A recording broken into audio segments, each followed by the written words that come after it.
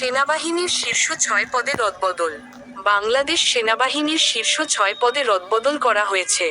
আজ বৃহস্পতিবার 26শে ফেব্রুয়ারি সেনা সদর দপ্তর সূত্রে শীর্ষ পর্যায়ে এই রদবদলের তথ্য জানা যায়।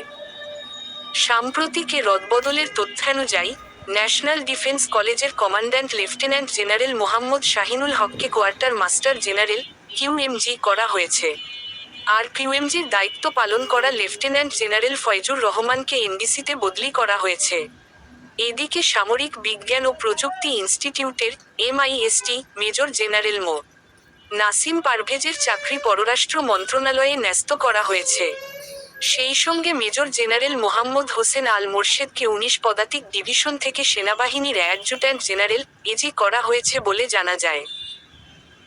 আরও জানা যায়, adjutant general major general Mohammad হাকিমুজ্জামানকে এমআইএসটির কমান্ড্যান্ট করা হয়েছে এবং 66 পদাতিক ডিভিশনের GOC major general Mohammad Kamrul হাসানকে লজিস্টিক এরিয়ার জিওসি হিসেবে বদলি করা হয়েছে।